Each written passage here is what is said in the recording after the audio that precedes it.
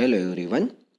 તો ઈસીએસસીના આની પહેલાંના લેક્ચરની અંદર આપણે પીએન જંક્શન ડાયોડ વિશે વાત કરી. એની અંદર કેવી રીતે પી ટાઈપ અને એન ટાઈપ સેમિકન્ડક્ટરને આપણે કમ્બાઈન કરીને પીએન જંક્શન ડાયોડ બનાવી શકતા હતા. ત્યારબાદ એક્સટ્રિન્સિક સેમિકન્ડક્ટર કોને કહેવાય, ઇન્ટ્રિન્સિક સેમિકન્ડક્ટર કોને કહેવાય, ડોપિંગ, એ બધી વસ્તુ વિશે વાત કરી. એ ઉપરાંત આપણે ડિપ્લેશન રિજિયન, પોટેન્શિયલ બેરિયર વગેરેની definition, majority minority charge carrier વિશે પણ એની અંદર વાત કરેલી હતી. હવે આપણો આજનો જે ટોપિક છે એનું નામ છે રેક્ટિફાયર. તો રેક્ટિફાયર કોને કહેવાય, કેવી રીતે પીએન જંક્શન ડાયોડને રેક્ટિફાયર તરીકે આપણે વાપરી શકીએ છીએ, અને રેક્ટિફાયરના કયા કયા પ્રકાર છે તેના વિશે આપણે અહીં ડિટેલમાં વાત કરીશું. તો સૌથી પહેલાં વાત કરીએ, ખાસ નોટ ડાઉન કરતા જાજો, રેક્ટિફાયર કોને કહેવાય. ખાસ નોટ ડાઉન કરતા જાજો, રેક્ટિફાયર કોને કહેવાય. તો રેક્ટિફાયર એટલે કે એવું ડિવાઇસ કે જેની મદદથી એસી સિગ્નલમાંથી પલ્સેટિંગ ડીસી મેળવી શકાય તેને રેક્ટિફાયર કહેવાય. એસીમાંથી પલ્સેટિંગ ડીસી મેળવી શકાય. તો પલ્સેટિંગ ડીસી શું વસ્તુ છે? પલ્સેટિંગ ડીસી એટલે કે જેમાં એસીના પણ કમ્પોનેન્ટ રહેલા હોય, થોડા ઘણા, એકદમ પ્યોર ડીસી ન હોય પણ એમાં થોડા ઘણા એસીના કમ્પોનેન્ટ રહેલા હોય એને પલ્સેટિંગ ડીસી કહેવાય છે. લખી લ્યો આ વસ્તુ.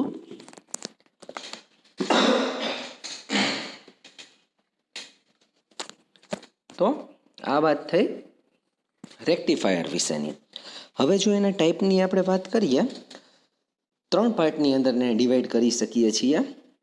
Half wave, full wave rectifier એટલે કે ફૂલ વેવ 2 ડાયોડ રેક્ટિફાયર અને બ્રિજ રેક્ટિફાયર. તો સૌથી પહેલાં આપણે એની અંદર વાત કરીએ હાફ વેવ રેક્ટિફાયરની.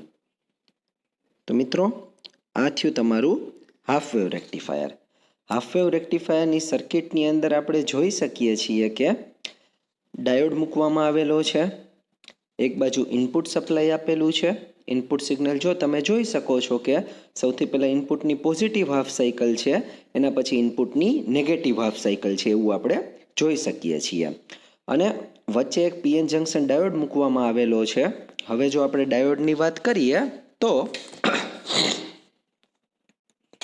આપણે ડાયોડનો જે આ ટર્મિનલ છે એને એનોડ તરીકે ઓળખીએ છીએ અને ડાયોડનો આ ટર્મિનલ છે એને કેથોડ તરીકે ઓળખીએ છીએ.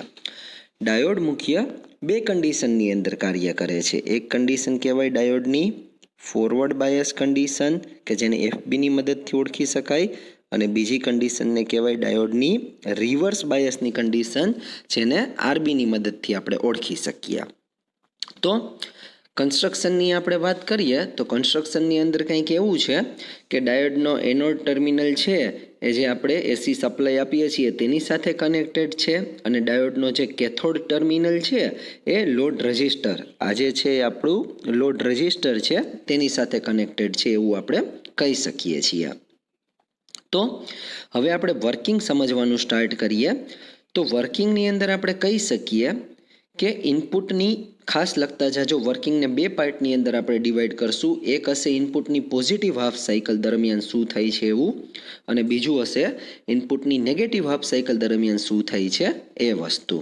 તો લખો એની અંદર ફર્સ્ટ કરીને ઇનપુટની પોઝિટિવ હાફ સાયકલ દરમિયાન, એટલે કે આપણે આની વાત કરીએ છીએ, આ થઈ ઇનપુટની પોઝિટિવ હાફ સાયકલ દરમિયાન, એટલે કે ઇનપુટની પોઝિટિવ હાફ સાયકલ દરમિયાન, અને અહીંયા આપણે નામ આપી દઈએ 2 ટર્મિનલના.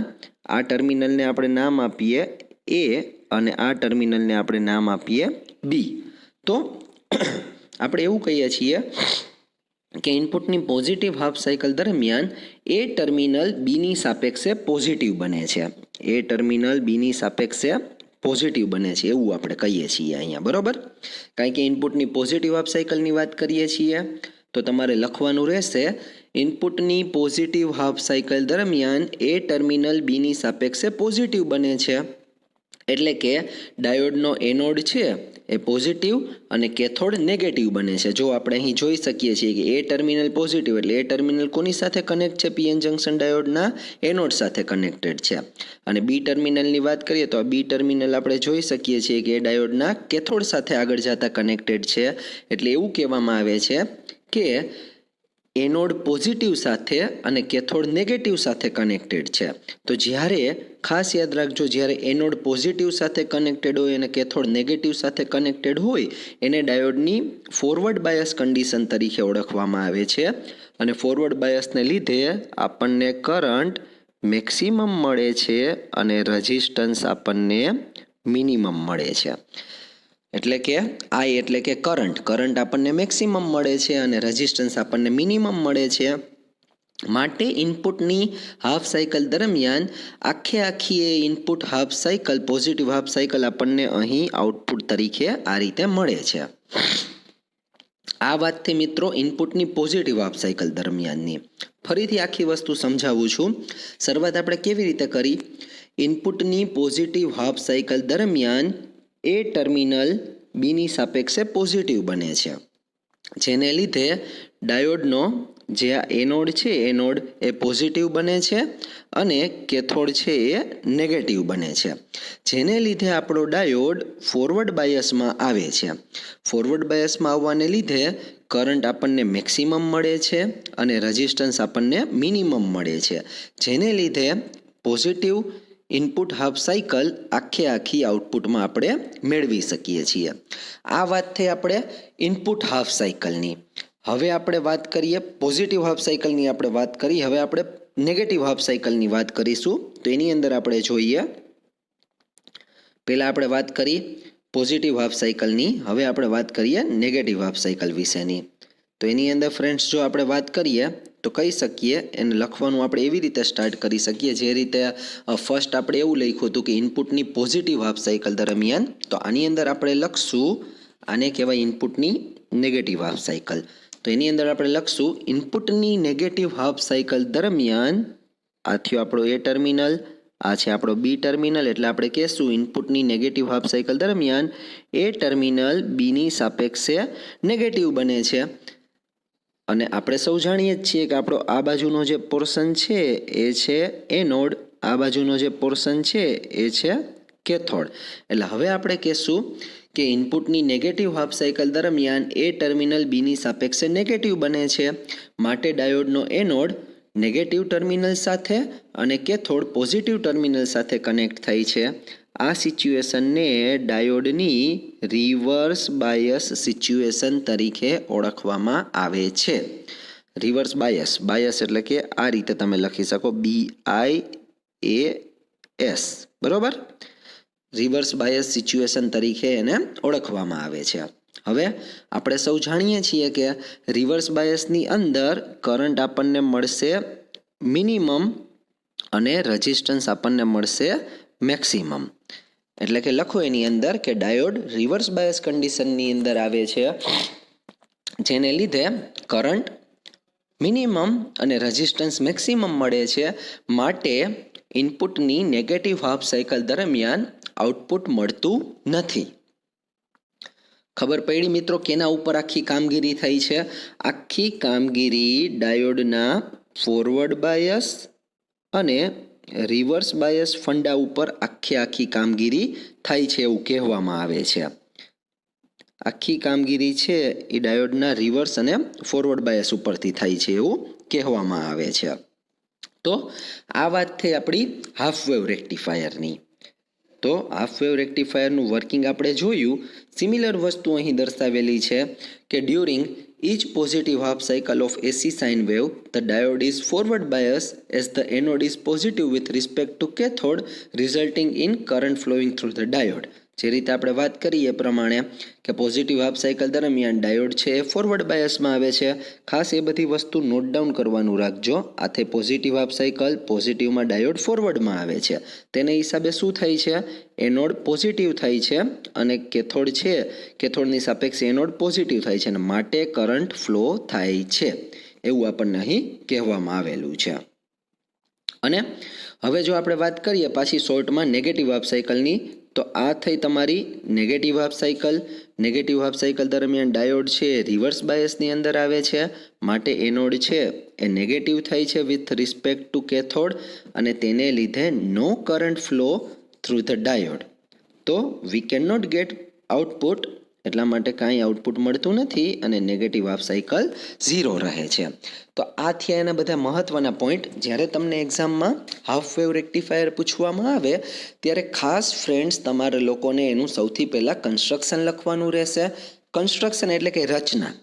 કાંઈ જ વસ્તુ નથી, એ નજર સામે જેટલા કમ્પોનેન્ટ દેખાય છે એનું કેવી રીતે કનેક્શન છે એ લખવાનું અને ત્યારબાદ એનું વર્કિંગ લખવાનું અને ખાસ વેવફોર્મ ડ્રો કરવાના રહેશે એની અંદર.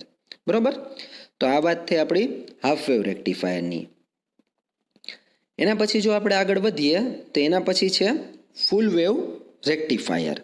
તો ફૂલ વેવ રેક્ટિફાયરની અંદર જો આપણે વાત કરીએ તો જેવી રીતે હાફ વેવ રેક્ટિફાયરની અંદર એક ડાયોડ હતો, એવી રીતે ફૂલ વેવ રેક્ટિફાયરને બે ભાગમાં વહેંચી શકીએ છીએ. એક છે ફૂલ વેવ 2 ડાયોડ રેક્ટિફાયર અને એક છે ફૂલ વેવ બ્રિજ રેક્ટિફાયર. તો અત્યારે આપણે જે ફિગર જોઈ રહ્યા છીએ એ છે ફૂલ વેવ 2 ડાયોડ રેક્ટિફાયર.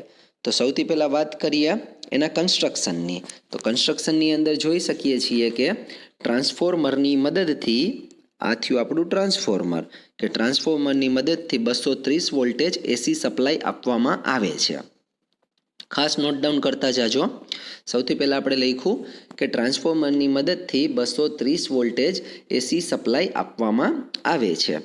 અહીં બે ડાયોડ D1 અને D2 વાપરવામાં આવેલા છે. આ D1 થયું, આ થયું D2. બે ડાયોડ D1 અને D2 વાપરવામાં આવેલા છે. બંને ડાયોડના ઇલેક્ટ્રિક ફિલ્ડ સેપરેટ રહે, બંને ડાયોડના ઇલેક્ટ્રિક ફિલ્ડ સેપરેટ રહે તેના માટે ટ્રાન્સફોર્મરના સેકન્ડરી વાઇન્ડિંગમાં સેન્ટર ટેપિંગ કરવામાં આવેલું છે. આ બાજુનો જે ભાગ છે, આ બાજુનો ભાગ એને ટ્રાન્સફોર્મરનું પ્રાઇમરી વાઇન્ડિંગ કહેવાય. આ બાજુનો જે પોર્શન છે એને ટ્રાન્સફોર્મરનું સેકન્ડરી વાઇન્ડિંગ કહેવાય.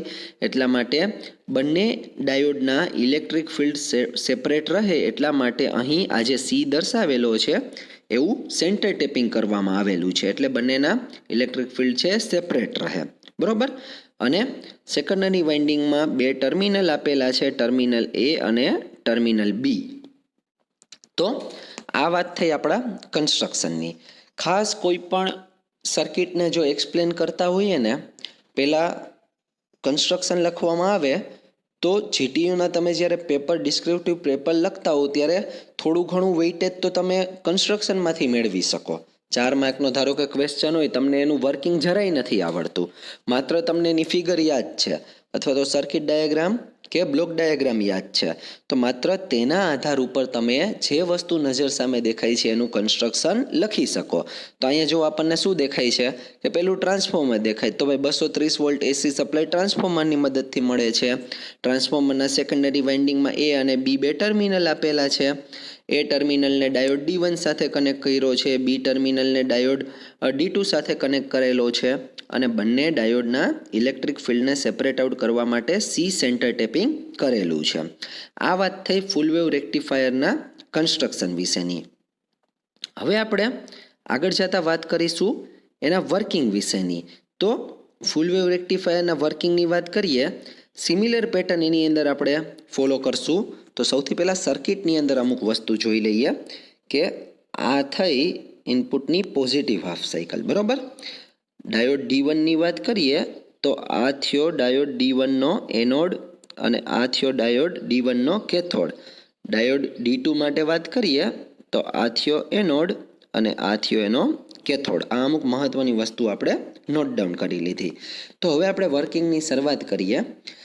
સિમિલરલી જેવી રીતે આપણે હાફ વેવ રેક્ટિફાયરના વર્કિંગને બે પાર્ટની અંદર ડિવાઈડ કરેલું હતું, સેમ એવી રીતે આપણે અહીં ફૂલ વેવ રેક્ટિફાયરના વર્કિંગને પણ બે પાર્ટની અંદર ડિવાઈડ કરશું. પહેલાં આપણે લખશું કે ઇનપુટની પોઝિટિવ હાફ સાયકલ દરમિયાન શું થાય છે અને ત્યારબાદ આપણે લખશું ઇનપુટની નેગેટિવ હાફ સાયકલ દરમિયાન શું થાય છે. તો લખો વર્કિંગની અંદર 1 કરીને, ઇનપુટની પોઝિટિવ હાફ સાયકલ દરમિયાન એ ટર્મિનલ બીની સાપેક્ષે પોઝિટિવ થાય છે. એટલે કે આ એ ટર્મિનલ છે એ બીની સાપેક્ષે પોઝિટિવ થશે, એટલે કે એને આપણે પોઝિટિવ લખીએ અને બીને નેગેટિવ લખીએ.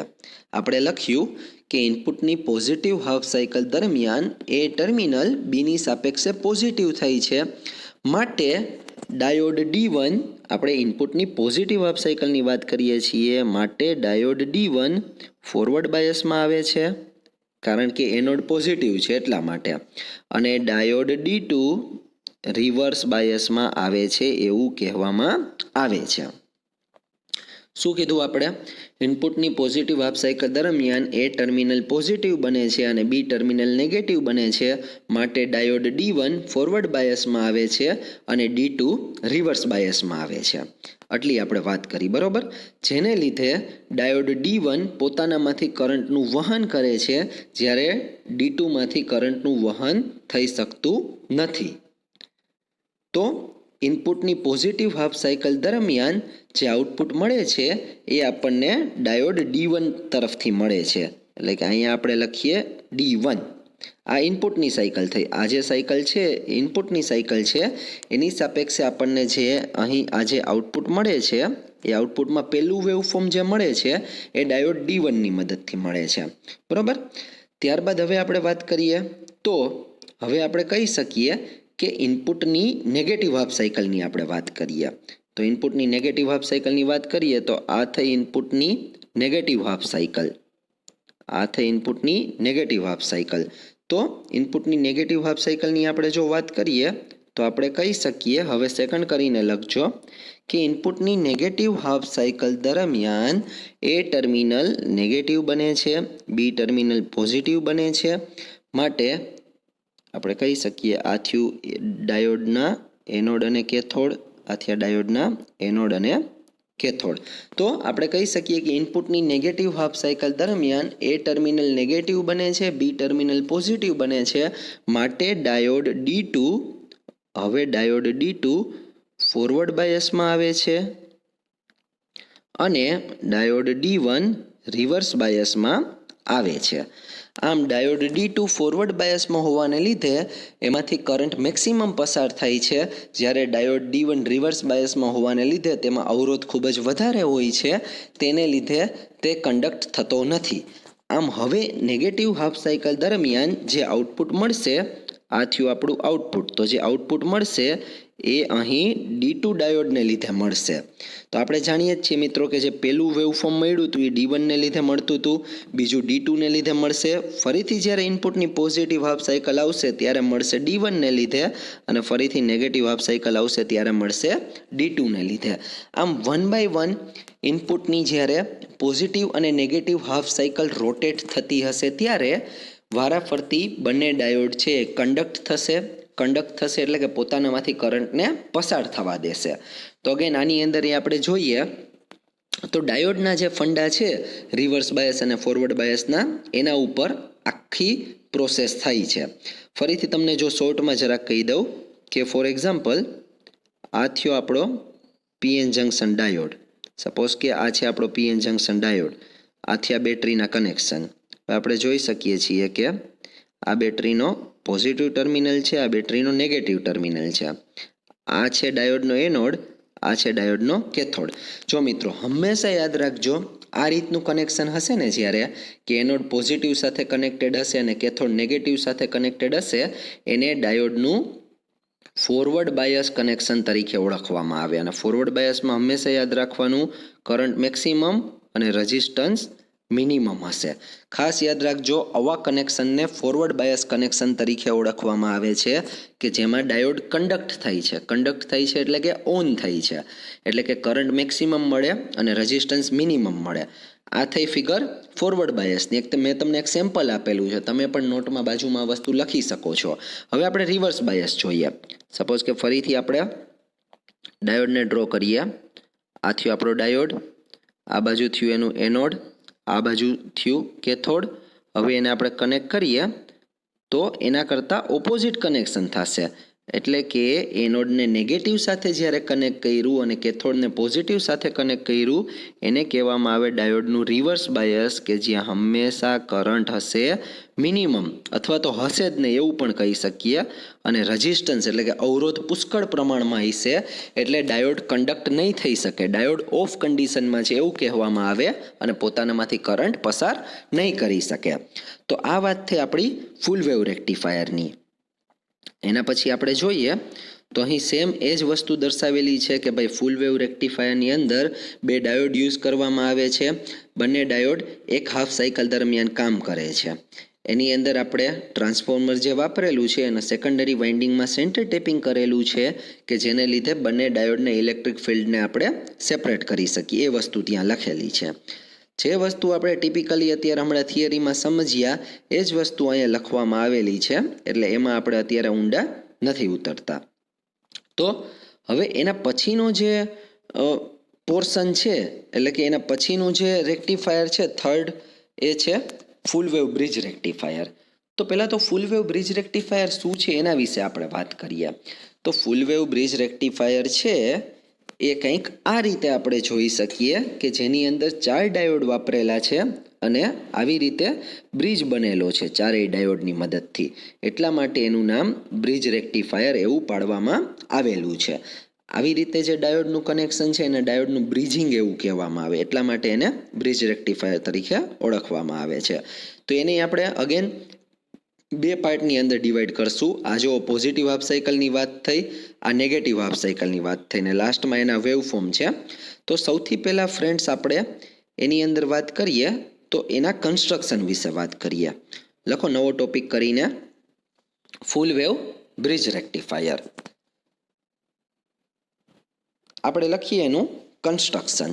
તો જો કન્સ્ટ્રક્શનની આપણે વાત કરીએ તો આ છે ટ્રાન્સફોર્મર.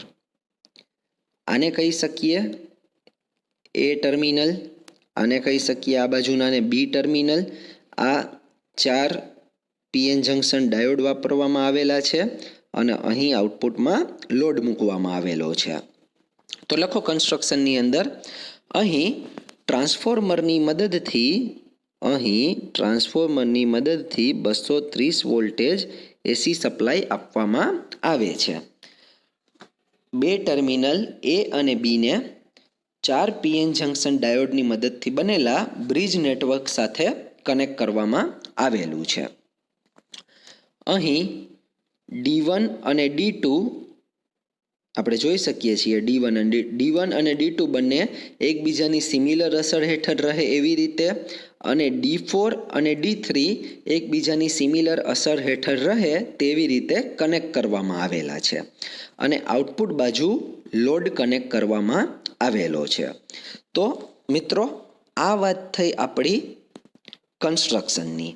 હવે આપણે વાત કરીએ વર્કિંગની. સિમિલરલી જેવી રીતે આપણે half wave rectifier, full wave 2 diode રેક્ટિફાયરના વર્કિંગને 2 પાર્ટની અંદર ડિવાઈડ કર્યું હતું. એક આપણે કર્યું હતું ઇનપુટની પોઝિટિવ હાફ સાયકલ દરમિયાન શું થાય છે, અને બીજી આપણે વાત કરી હતી ઇનપુટની નેગેટિવ હાફ સાયકલ દરમિયાન શું થાય છે. તો હવે આપણે વાત કરીએ સૌથી પહેલાં પોઝિટિવ હાફ સાયકલની. તો અત્યારે આપણે વાત કરીએ છીએ પોઝિટિવ હાફ સાયકલની. તો પોઝિટિવ હાફ સાયકલની જો આપણે વાત કરીએ તો કંઈક આવી રીતનું થશે. સપોઝ કે આ તમારું ઇનપુટ હોય, તો આને કહેવામાં આવે ઇનપુટની પોઝિટિવ હાફ સાયકલ.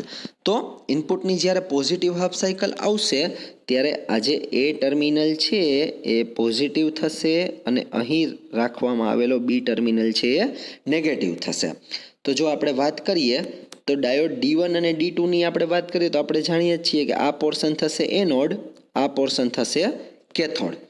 તો સેમ જુઓ, ડાયોડ D2 પણ D1ની મુજબ જ ગોઠવેલો છે. આપણે એ વસ્તુ જોઈ શકીએ છીએ. ડાયોડ D1ની જેમ જ D2 ગોઠવેલો છે, એટલે જે જગ્યાએ ડાયોડ D1નો એનોડ હશે અહીંયા ત્યાં એનો એનોડ આવશે, અને જે જગ્યાએ ડાયોડ D1નો કેથોડ હશે ત્યાં જ ડાયોડ D2નો પણ કેથોડ આવશે. એ વસ્તુ આપણે અહીં મૂકી દઈએ છીએ. તો સેમ વસ્તુ થઈ, કારણ કે બંને એકબીજાની સિમિલર જ ગોઠવેલા છે, એટલા માટે D1 અને D2ના એનોડ અને કેથોડ આપણે સ્પેસિફાઈ કર્યા. સેમ એવી રીતે D4 અને D3ના એનોડ અને કેથોડ આપણે સ્પેસિફાઈ કરીએ તો આપણે જાણીએ છીએ કે આ એનોડ છે, આ કેથોડ છે. એક્ઝામની અંદર ફ્રેન્ડ્સ તમારે આ કોઈ વસ્તુ એટલી ડિટેલમાં સ્પેસિફાઈ નથી કરવાની. આ માત્ર ને માત્ર તમને સમજણ પડે એટલા માટે આપણે અહીં લખીએ છીએ. તો આપણે દરેક ડાયોડના એનોડ અને કેથોડ સ્પેસિફાઈ કરી દીધા, અને આપણે જો હવે આની શરૂઆત કરીએ વર્કિંગની તો 1 કરીને લખો કે ઇનપુટની પોઝિટિવ હાફ સાયકલ દરમિયાન એ ટર્મિનલ બીની સાપેક્ષે પોઝિટિવ બને છે. હવે જુઓ, એ ટર્મિનલ પોઝિટિવ છે એટલે કે પોઝિટિવ આપણને અહીંયા સુધી મળે છે. હવે જો અહીંયા સુધી પોઝિટિવ મળે તો આગળ જતાં પોઝિટિવ બે ભાગમાં જઈ શકે, એક આ બાજુ અને એક આ બાજુ જઈ શકે. તો આપણે કહી શકીએ કે બંને બાજુ જો પોઝિટિવ જઈ શકે તો D1 ડાયોડનો એનોડ છે એ પોઝિટિવ સાથે કનેક્ટ છે એવું કહી શકીએ. બરોબર, કે આ જે D1 ડાયોડ છે એનો એનોડ પોઝિટિવ સાથે કનેક્ટ છે, એટલા માટે D1 ફોરવર્ડ બાયસમાં આવે છે. હવે જાણીએ છીએ આપણે કે D1 અને D2 બંનેના કનેક્શન સિમિલર છે, એટલે આપણે કહી શકીએ D1 અને D2 ફોરવર્ડ બાયસમાં આવે છે. તો કેવી રીતે લખી શકીએ આપણે કે ઇનપુટની પોઝિટિવ હાફ સાયકલ દરમિયાન એ ટર્મિનલ બીની સાપેક્ષે પોઝિટિવ બને છે, જેને લીધે ડાયોડ D1 અને D2 ફોરવર્ડ બાયસમાં આવે છે. અને અહીં D3 અને D4, અહીં D1 અને D2 છે એ માત્ર ફોરવર્ડ બાયસમાં આવે છે, જ્યારે D3 અને D4 છે રિવર્સ બાયસમાં આવે છે. માટે કરંટનું કન્ડક્શન D1 અને D2ની મદદથી થાય છે. અને કરંટના કન્ડક્શનની જો આપણે ડાયરેક્શન જોઈએ તો ડાયરેક્શન કંઈક આ રીતની થઈ શકે. સપોઝ કે આ A હોય, સપોઝ કે આ A છે અને આ બી છે, તો કરંટના કન્ડક્શનની ડાયરેક્શન જોઈએ તો સૌથી પહેલાં કરંટ એ પાસેથી પસાર થશે, ત્યાંથી આવી રીતે આગળ જતા કરંટ D1માં જશે. એટલે આપણે કહી શકીએ કે એ D1, ત્યાંથી કરંટ આગળ જતા આવી રીતે લોડ રજિસ્ટરમાં જશે, એટલે આપણે કહી શકીએ R1માંથી એટલે D1માંથી જશે RLમાં, ત્યાંથી કરંટ આગળ જતા આવી રીતે આપણે વાત કરીએ તો D2માં જશે, એટલે કે આ થયો D2, ત્યાંથી કરંટ આગળ જતા જશે બી ટર્મિનલમાં અને બીમાંથી આગળ જતા જશે એમાં. એટલે આને કહેવાય કરંટની ડાયરેક્શન. કોઈ પણ સર્કિટની અંદર કરંટ જેવી રીતે ફ્લો થતો હોય એના પાથને અથવા તો એની ડિરેક્શનને કરંટની ડિરેક્શન કહેવામાં આવે, કે આ ગતિમાં આ પાથ મુજબ આ રસ્તો પકડીને કરંટ આખી સર્કિટમાં વહન પામશે.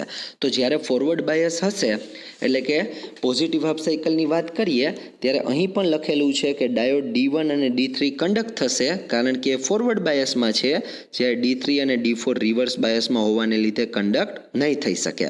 અને મિત્રો આને કહેવામાં આવે છે કરંટની ડાયરેક્શન. તો જો આખું વર્કિંગ હું ફરીથી બોલું છું, કોઈને લખવામાં કંઈ મિસ્ટેક થઈ હોય તો ફરીથી લખી લેજો. ઇનપુટની પોઝિટિવ હાફ સાયકલ દરમિયાન એ ટર્મિનલ બીની સાપેક્ષે પોઝિટિવ બને છે, તેને લીધે ડાયોડ D1 અને D2 ફોરવર્ડ બાયસમાં આવે છે. ફોરવર્ડ બાયસમાં આવવાને લીધે D1 અને D2 કન્ડક્ટ થાય છે અને પોતાનામાંથી કરંટનું વહન કરે છે. આ કરંટનું વહન થાય છે એની ડાયરેક્શન કંઈક આ મુજબ છે, A, D1, RL, D2, B અને A. આને કહેવાય કરંટની ડિરેક્શન. તો આ વાત થઈ ઇનપુટની પોઝિટિવ હાફ સાયકલ દરમિયાનની. હવે વાત કરીએ ઇનપુટની નેગેટિવ હાફ સાયકલની. આપણે વાત કરીએ તો ઇનપુટની નેગેટિવ હાફ સાયકલની વાત કરીએ તો આપણે કહી શકીએ કંઈક આ રીતે કે આ થયો આપણો એ ટર્મિનલ, આ થયો આપણો બી ટર્મિનલ. ફરીથી આપણે પહેલાં આખી વસ્તુ સમજી લઈએ. એટલે કે positive half cycle negative half cycle દરમિયાન શું થશે? એ નેગેટિવ થશે, બી પોઝિટિવ થશે. આપણે જાણીએ જ છીએ કે ડાયોડના એનોડ કેથોડ ક્યાં છે? આ એનોડ, તો આ cathode, again anode cathode, anode cathode અને આ એનોડ અને કેથોડ. આપણે ચારે ચાર જે ડાયોડ છે ને એનોડ અને કેથોડ મેન્શન કરી દીધા છે. તો હવે આપણે વાત કરીએ કે ઇનપુટની નેગેટિવ હાફ સાયકલ દરમિયાન જો વાત કરીએ તો ડાયોડ D3 છે, આ જે બી ટર્મિનલ છે, આ બી ટર્મિનલ એ આપણે જોઈએ તો અહીંયા સુધી કનેક્ટેડ છે, જે ડાયોડના D3 સાથે, અને આ ડાયોડ D2 સાથે કનેક્ટેડ છે.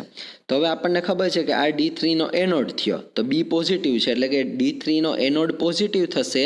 સિમિલરલી D4 પણ એનોડ પોઝિટિવ થશે. એટલે આપણે કહી શકીએ કે D3 અને D4 છે એ ફોરવર્ડ બાયસમાં આવે છે. તો લખો આની અંદર આપણે લખીએ કે ઇનપુટની નેગેટિવ હાફ સાયકલ દરમિયાન એ ટર્મિનલ બીની સાપેક્ષે નેગેટિવ બને છે, એટલે કે બી ટર્મિનલ પોઝિટિવ બને છે. તેને લીધે ડાયોડ D3 અને D4 ફોરવર્ડ બાયસમાં આવે છે, જ્યારે D1 અને D2 છે એ રિવર્સ બાયસમાં આવે છે.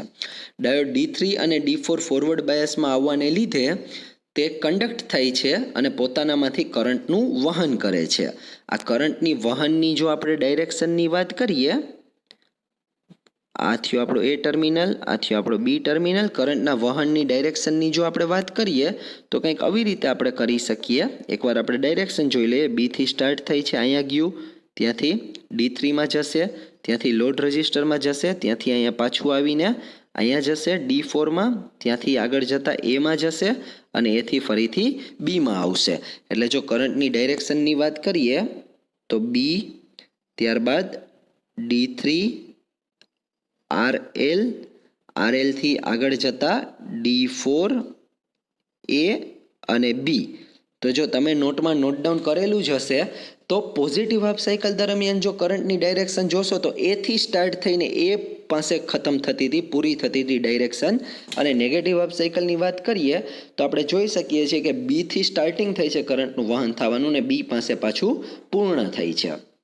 તો આપણે વર્કિંગ ફટાફટ આખું જોઈ લઈએ. આપણે એવું લખ્યું કે ઇનપુટની નેગેટિવ હાફ સાયકલ દરમિયાન એ ટર્મિનલ બીની સાપેક્ષે નેગેટિવ થઈ છે, એટલે કે બી ટર્મિનલ પોઝિટિવ થઈ છે, ત્યારે ડાયોડ D3 અને D4 ફોરવર્ડ બાયસમાં આવે છે અને D1 અને D2 રિવર્સ બાયસમાં આવે છે.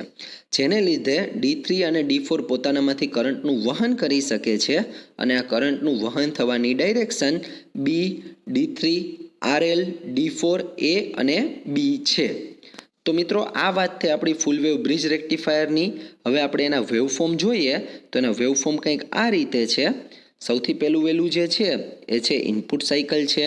ત્યારબાદ બીજી જે સાયકલ છે એ આપણે જોઈ શકીએ તો પોઝિટિવ હાફ સાયકલ માટેનું છે, કે પોઝિટિવ હાફ સાયકલ દરમિયાન જ્યારે D1 અને D2 કન્ડક્ટ થતા હતા એ વેવફોર્મ છે. ત્યારબાદ થર્ડ વેવફોર્મની વાત કરીએ તો એ નેગેટિવ હાફ સાયકલના વેવફોર્મ છે, કે જ્યારે D3 અને D4 કન્ડક્ટ થતા હતા. અને છેલ્લું છે કમ્બાઇન આઉટપુટ. તો કમ્બાઇન આઉટપુટ કંઈક આ રીતે છે કે પહેલું જે મળે છે એ આપણને D1 અને D2 ને લીધે મળે છે. બીજું જે આપણને મળે છે એ આપણને D3 અને D4 ને લીધે મળે છે. ફરીથી વાત કરીએ તો ત્રીજું છે એ પણ પહેલાંની જેમ જ મળશે અને ચોથું છે એ આપણને બીજાની જેમ, એટલે કે D3 અને D4ની મુજબ કન્ડક્ટ થઈ છે એવું આપણે કહી શકીએ. તો આ થયા ફૂલ વેવ બ્રિજ રેક્ટિફાયરના વેવફોર્મ. ફ્રેન્ડ્સ, ખાસ યાદ રાખજો, સર્કિટ અને વેવફોર્મ કમ્પલસરી ડ્રો કરવા જરૂરી છે રેક્ટિફાયરની અંદર. તો હવે હું તમને આજનો ક્વેશ્ચન પૂછું છું ECSEનો, કે જે તમારે એનો આન્સર આપવાનો છે અને કમેન્ટ બોક્સની અંદર લખવાનો છે. તો ક્વેશ્ચન કંઈક આવો છે, શા માટે ફૂલ વેવ 2 ડાયોડ રેક્ટિફાયરની અંદર સેન્ટર ટેપિંગ કરવાની જરૂર પડે છે? ફરીથી રિપીટ કરું છું, શા માટે ફૂલ વેવ 2 ડાયોડ રેક્ટિફાયરની અંદર સેન્ટર ટેપિંગ કરવાની જરૂરિયાત પડે છે?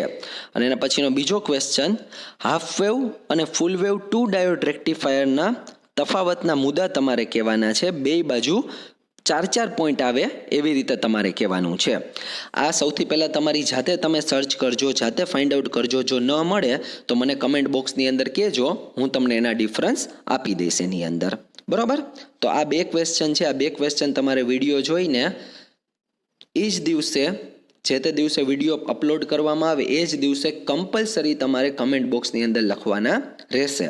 આ ઉપરાંત પણ કોઈ પણ ડાઉટ હોય તો વિધાઉટ હેઝિટેશન, કોઈ પણ પ્રકારની શરમ સંકોચ રાખ્યા વગર એકદમ બિંદાસ થઈને તમે કમેન્ટ બોક્સમાં લખી શકો છો.